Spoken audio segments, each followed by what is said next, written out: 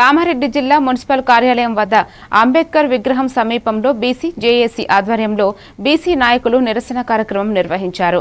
బీసీలకు 42% రిజర్వేషన్లు అమలు చేయాలని వారు డిమాండ్ చేశారు. తెలంగాణ ప్రభుత్వం ఇంటింటా సర్వే నిర్వహించగా ఆ సర్వే ప్రకారం బీసీలకు అధిక శాతం రిజర్వేషన్ రావాలని పేర్కొన్నారు. అయితే కొందరు బీజేపీ నాయకులు దీనిని అడ్డుకుంటున్నారని ఆవేదన వ్యక్తం చేశారు. బీసీలకు 42% రిజర్వేషన్లు అమలు చేయకపోతే రాష్ట్ర వ్యాప్తంగా ఉద్యమాలను ప్రారంభిస్తామని హెచ్చరించారు. వెంటనే కేంద్ర ప్రభుత్వం బిల్లు అమలు చేయాలని కోరారు.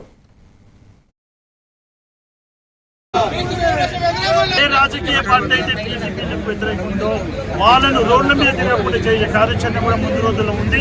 ఈ ఏకైక లక్ష్యంతో బీసీ సోదరులు కులాలు మతాలకు అతీతంగా 42 లక్ష్యమే తెలంగాణ రాష్ట్రం దేశానికి దిక్చూచే విధంగా తెలంగాణ. ఈ రోజు మా కామారెడ్డిలో అన్ని బీసీల సంఘం ఒకటై ఇలా పార్టీలకు అతీతంగా ఉండి నిరసన కార్యక్రమం తెలిపినాం. కాబట్టి ఏ పార్టీలకు అని చూడకుండా బీసీ రిజర్వేషన్ ఇచ్చినాకనే మాకు లోకల్ బాడీ ఎలక్షన్స్ పెట్టాలని మేము బీసీలమంతా ఒకటై ఈ రోజు యావత్ తెలంగాణ మొత్తం పోరాటం చేయడానికి సిద్ధంగా ఉన్నాం. కాంగ్రెస్ పార్టీ కావచ్చు, కేంద్ర ప్రభుత్వం బీజేపీ పార్టీ కావచ్చు, మాకు పార్టీ టీఆర్ఎస్ పార్టీ చెప్పడం జరిగింది.